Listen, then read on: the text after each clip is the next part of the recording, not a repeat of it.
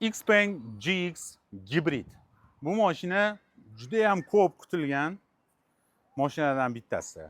Birinchi bo'lib obzorimizni bugun test drive'dan boshlaymiz. Har doim mana bunaqa test drive'dan boshlanmaydi, chunki mashinaning tashqi ko'rinishini hamma ko'rdi, hamma eshiklar ochilishini biladi, hamma narsasini baribir yana o'zim bir sidra ko'rsatib o'taman-u, hammaga qiziq joyi bu mashina qanaqa yuryapti.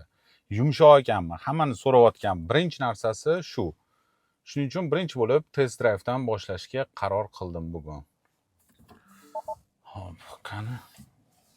Hop, podruливание уже sezilyapti menga, chunki shunaqa ощущение beradi, orqa balon qayrilganda, xuddi bir orqangiz ketayotganga o'xshaydi.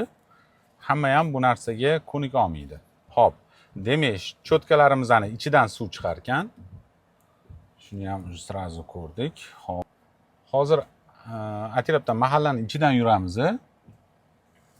Chunki tekis yo'lda hamma mashina ham tekis ketaveradi, bir xil.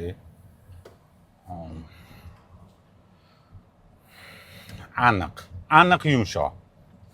Men nima deya olaman? Lincoln Co har kuni haydayman, bilaman. Bu umuman yumshoq mashina. Men bu ko'chkalardan anaqalardan o'tayotganda shunday bilinadi. Juda yumshoq. Hozir imенно politseyskilardan ham o'tamiz. Shu politseyskilardan o'tishi men o'zimga ham qiziq. 22 razmer balon, 40 anaqasi, shirinasi. Bunga juda ham yumshoq. Hop, Li bilan solishtirganda. Men bilmadim, Lincoln'ni o'zim Li'dan yumshoqroq deb bilaman. O'zining rejimi bor, o'sha mягкий degan rejimiga qo'ysam, Li'dan yumshoq yuradi. Bu undan yumshoqroq.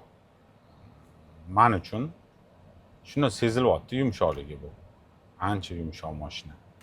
Head-up juda ham tiniq, yaxshi. Hamma daniylar ko'rsatilyapti. 360 kameramiz.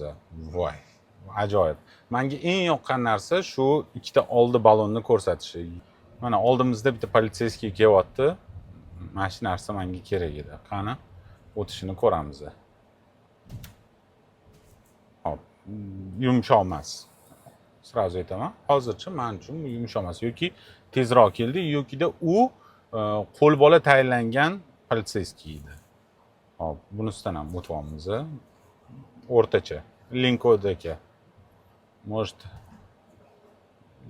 Lincoln'dan sal жесткийroq ham deyishim mumkin. Именно politseyskiydan o'tishda men sezyapman bu narsani. Da. Yoki bu yerda balon давление, подвеска, hamma narsalarni yana ko'rib chiqishimiz kerak. Sababi aniq bo'ldi. Balon давлениялari 3, 2.9, 3 turibdi. Albatta bunaqa baland давленияda bunaqa ya'ni politseyskilardan yumshoq o'tishi orzu qilmasangiz ham bo'laveradi. Balon давление eng kamida 2.2, 2.5 bo'lishi kerak. Men 2.2 da yuraman Lincoln Co'da, shuning uchun menga ancha yumshoq tuyuldi Lincoln Co o'sha politseyskidan o'tayotganda. Buni ham agarda o'sha 2.2, 2.4 mana shu atrofda qilsa, agarda hech qanaqa ошибка bermasa, balon давленияsi bo'yicha bu ancha undan yumshoq yuradi. Agarda shunaqa baland давленияda yumshoq mana shunaqa o'tyaptimi, oddiy mana bu yo'lda yurayotganda, demak ancha yumshoq mashina. Tortish razgonlariga keladigan bo'lsak, 4.9 o'rtacha. Chunki men Lincoln'da 4.6 sekund 0 dan 100 gacha. Bunaqa katta mashinaga shu 4.6, 4.9, 5 sekund ham mashina yetadi. Chunki bular drakka chiqib poyga o'ynash uchun qilingan mashinalar emas, komfortni maza qilib haydash uchun. Kodamiz hozir sportga oldim. Juda plavniy, shumka hammasidan yaxshi. Hammasidan. Lincoln Co'ning shumkasidan buni shumkasi yaxshi. Tashqaridan men hali birorta ortiqcha ovoz eshitganim yo'q. Fotih ham aytishi mumkin, men umuman ovoz eshitmayapman. Tashqaridan ortiqcha shum umuman yo'q. Biror bir mashinani ovozini eshitdingmi hatto yonimizdan o'tgan? Faqat konditsioner ovozi eshitilyapti. Shumkaga prosta 5 baho. Juda zo'r ishlangan. Hech qayerda g'ichir narsa yo'q. Hamma yoq qattim qotirilgan mashina. Juda ham zo'r. Upravlение albatta bunaqa katta mashinalar o'zi ozgina valkiroq bo'ladi. Ya'ni nima desa bo'ladi? Lapanliydi desa ham bo'ladi. Lekin mashinaga gap bo'lish mumkin emas. Endi men sizlarga mashinani to'liqroq obzor qilib beraman. Tashqi ko'rinishi Range Rover'ni shundoq eslatib turadi sizga. Orqa balon xuddi Range Rover'ga o'xshab qayiladi va 4 ta eshik avtomatik. Avtomatik endi premium segmentga kirish uchun albatta avtomatik eshik qo'yishga majbur bo'ladi xitoyliklar ham, chunki 9X da ham bor, Denza da bor va bu mashinada ham xuddi shunaqa. 9X da orqa balon qaylinmaydi. Demak, biza bu mashinani ko'proq Denza bilan solishtirsak bo'ladi. Denzada bunda bor batareyka yo'q. Ya'ni 63 kilovat batareya sig'imi va 430 kilometr tokka o'zida yuradi. Juda ham katta bu range. Mashinani tashqi ko'rinishidagi faralari qarang qanaqa yorqin yoritadi va sizda bu yerda optik linza va proyektor bor. Siz bemalol kino yoki nimadirni proyektor orqali ko'rishingiz mumkin. Yana Michelin balon 265 40 22. 40 22 da shunaqa yumshoq yuryapti. Bilmadim, agarda bunga yana bitta razmer kattaroq, ya'ni 45 taqsa ham bo'lsa kerak. Lekin shu 40 o'zida ham juda ham yumshoq yuryapti. Hozir davleniyamiz balandligi uchun politsiyskilardan salgina jo'skiroq o'tdi. Lekin buni 2.2, 2.4 ga qo'ysa, aniq qolgan boshqa mashinalardan ancha yumshoqroq bo'ladi. Koja yaxshi sifatli. Bu yerda zvyozniy nebasi bor. Hozir yorug' bo'lganligi hisobiga bu yerda ko'rinmayapti. Kechqurun salonning ichida o'zingiz ambient ishlatganingizda shuni ko'rasiz. Bu yerda zvyozniy neba, bu yerda zvyozniy neba, bu yerda qayerga tiqish kerak bo'lsa, hammasiga qo'yishgan. Multi rul, bu yerda siz avtopilot boshqarasiz, bu yerda mod, ya'ni sport, eco, boshqa normal modlarni shu yerdan qo'yishingiz mumkin. Head up juda ham yaxshi ishlatilgan, Face ID bor. Orqani ko'rish kamerasi, salon uchun kamera va xuddi o'sha boshqa mashinalarga o'xshab Nissan, Zikr bo'ladimi, hammasidagi shu panorama ochiladi faqatgina, ya'ni oyna o'zi ochilmaydi, shtorka ochiladi va u yerda prosta panorama bor. Oyna ko'tarilmaydi. Monitor nega ikkitali emas? To'g'ri, ikkitali monitor balkim chiroyli, katta ko'rinishi mumkin. Tan olib yeting, qachon o'sha monitorni siz ishlatdingiz? O'zingiz qak o'tirib yoki yoningizdagi odam o'sha monitorni ishlatmaydi. Men Lincoln Co haydab yurganimdan beri hali birorta odam o'shitga tegib nimadir ko'rganini men eslamayman. Da, bor. Shuni YouTube olib u yoqqa yuborishingiz mumkin yoki nimadir. Lekin funksional jihatdan juda ham kerakli narsa deb aytolmaymiz. Ya'ni ikkitali monitor. Bitta mana shu o'rtadagi konsolli monitor ham yetib ortadi. Men faqatgina mashchasini ishlataman. Denzada ham menimcha shuning uchun shu monitorni o'zini qoldirilgan. Ikkitali monitor emas. Yana hammada har xil. Ochki qo'yish uchun joy bor, alohida respekt, chunki hamma mashinada ham ochki qo'yish uchun joy yo'q. Xo'p, orqa qatorga o'tamiz. Orqa qator juda ham qiziq. Chunki orqa qatorda eshikdan boshlanadi.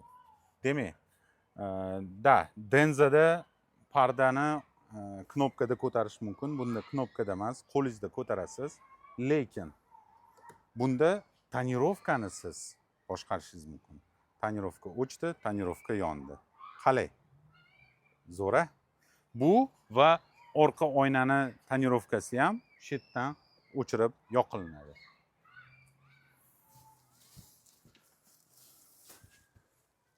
Orqa kapitanskiy o'rtacha. Juda bir keng yoki anaqa deyolmayman. O'rtacha yaxshi stolik bor. Bu yerda stoliki paket ichida stolik bor, yaxshi sifatli va bu yerda televizorimiz bor va televizori отдельно pulti bor. Bu yerda kolonkalar juda ham ko'p va mana bu lampochkani qarang. Xuddi samolyotnikiga o'xshab направляющий. Ba'zida yoqasiz sizga kerak joyga tushmaydi. Bunda shu narsani ham o'ylab qo'yishibdi va bu yerda yana bitta bor. Gap bo'lishi mumkin emas. Bu kitob o'qish uchun va bunisi просто lampochka yonish uchun. Hammasi nima ekan? Ha, albatta, u hozir hammasida bor. Kolonkalar, deflektorlar hammasi yetarli. Bu yerda pultda как mishga qilib ishlatishingiz ham mumkin yokida o'sha menyudan yoki qo'lingizdan bemalol yetyapti. Ko'rib qarashingiz mumkin. Xo'p, eshik yopib ochish uchun knopkalar bor. Bosasiz, yopadi, ochasiz shu yerdan.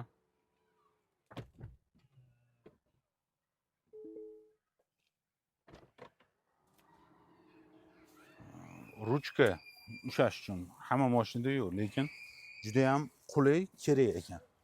Yaxshi ekan. Ruchka bo'lgani yaxshi bo'pti. Xo'p, endi men 3-qatorga o'tib ko'raman. Buning uchun bizda knopkalar bor. Mana bu o'rtadagi, ya'ni podlokotnikni ko'tarishga. Bu yerda knopkasi bor. Knopkani bosamiz va ko'tariladi. Bu yerda bor. Buniki qo'lda ekan demak. Ha, bo'ldi, tushunarli. Bitta tomonda avtomat, ya'ni o'zi ko'tarib, o'zi tushiradi. Bunisi bo'lsa qo'lda. Unisi chunki bo'li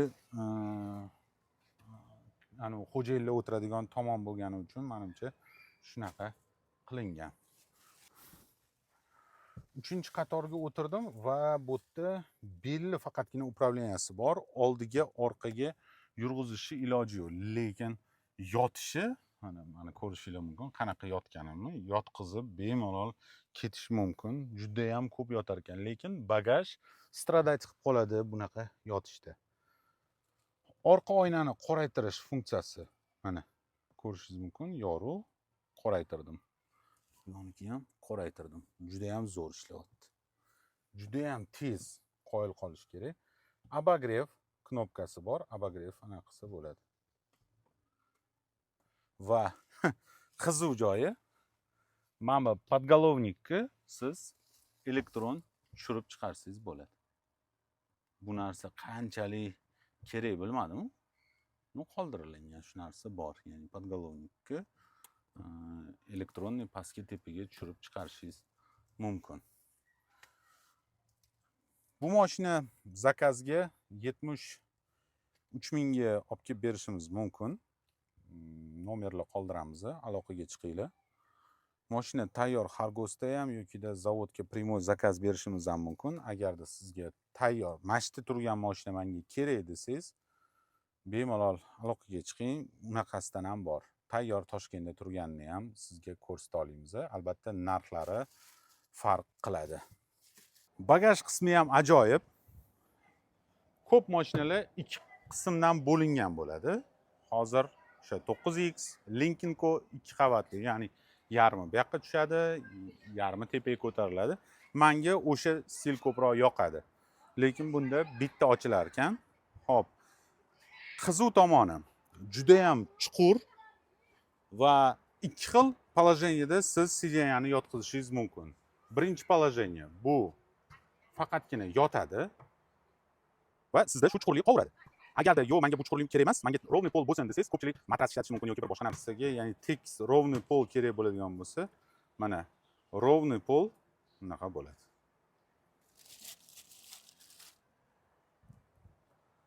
Mana bu ровный pol. Buni ham xuddi shunaqa yotqizib qo'yishingiz mumkin. Shunda sizda bitta splashnoy katta bagaj bo'ladi. Ko'pchilikning bo'yi mana bu knopkaga yetmaydi. Shunaqa paytda o'ylashgan, bitta knopka bilan bemalol bagajni yopishingiz mumkin. Bu yerda pnevmo upravleniyalari bor. O'sha pnevmani pastga cho'ktirish. Bemalol siz narsalaringizni ortib, keyin yana ko'tarib qo'yaverasiz. Subwooferlar ikkita orqada, kolonkalar juda ham zo'r. man eshitib ko'rdim, kачествоsi просто bomba.